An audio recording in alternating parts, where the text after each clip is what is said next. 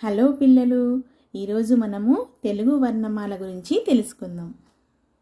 తెలుగు వర్ణమాల అచ్చులు, హల్లులు, ఉభయాక్షరములు. అచ్చులను ప్రాణములు మరియు స్వరములు అని కూడా అంటారు.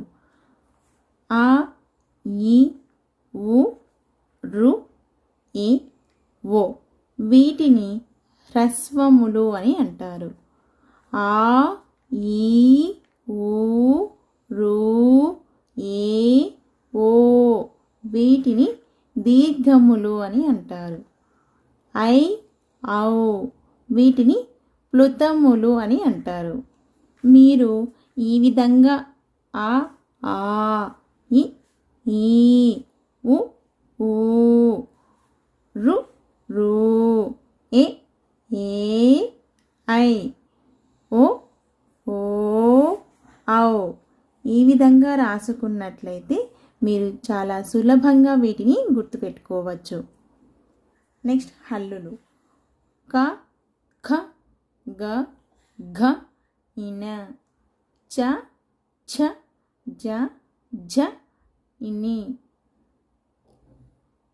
ట, ఠ, డ, ఢ, అన, త, థ, ద, ధ, న, ప, ఫ, బ, భ, మ, య, ర, ర, ల, ల, వ, షే, ష, స, హ వీటిని హల్లులు అని అంటారు. ఇందులో క, చ, ట, త, ప వీటిని పరుషములు అని అంటారు. ఖ, ఛ, ఠ, థ, ప వీటిని వర్గయుక్కులు అని అంటారు. గ, జ, డ, ద, బ వీటిని సరళములు అని అంటారు.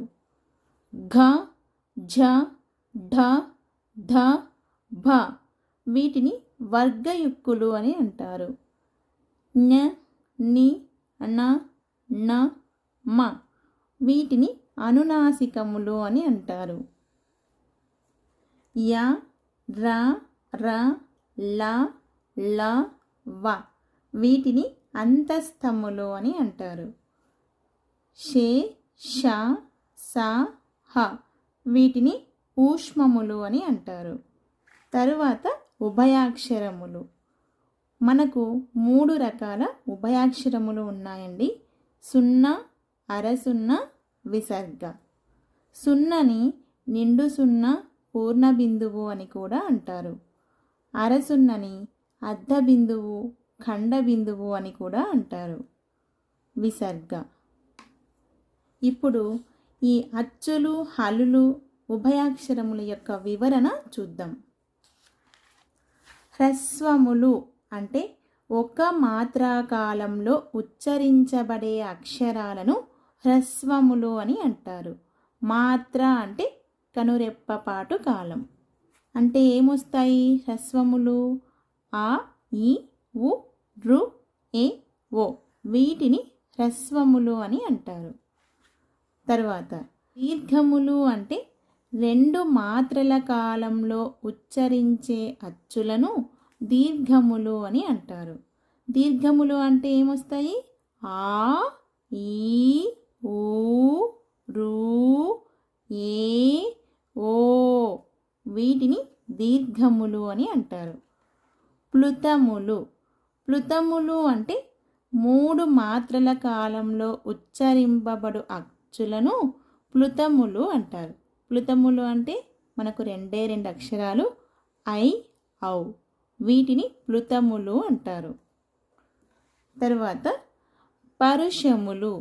పరుషములను శ్వాసాలు అని కూడా అంటారు. అంటే గట్టి ప్రయత్నం చేసి పలికే అక్షరాలను పరుషములు అంటారు.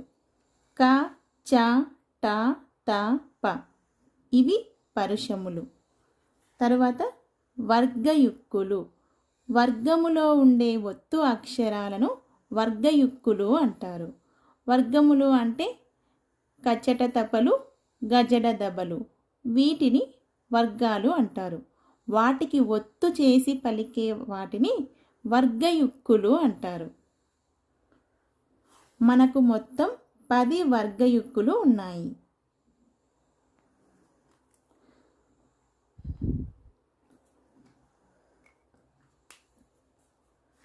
తరువాత సరళములు.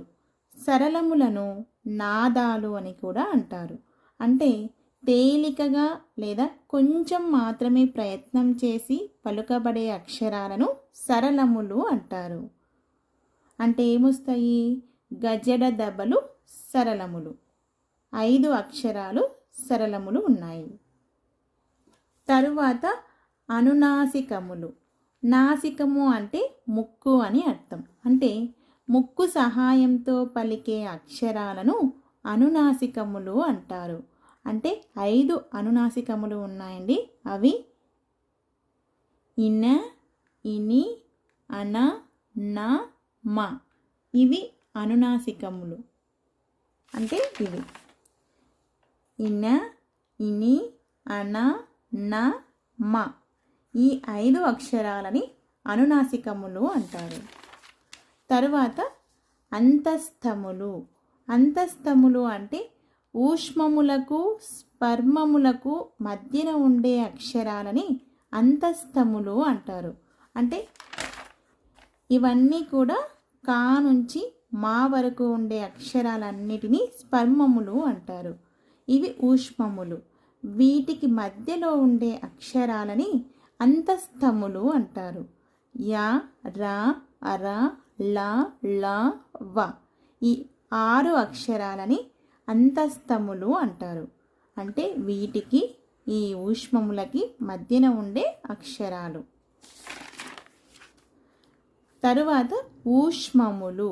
ఊష్మములు అంటే నోటితో గాలి ఊది పలికే అక్షరాలని ఊష్మములు అంటారు. అవి సే, ష, స, హ. ఈ 4 అక్షరాలని ఊష్మములు అంటారు. తరువాత మనకి 3 రకాల ఉభయాక్షరాలు ఉన్నాయి.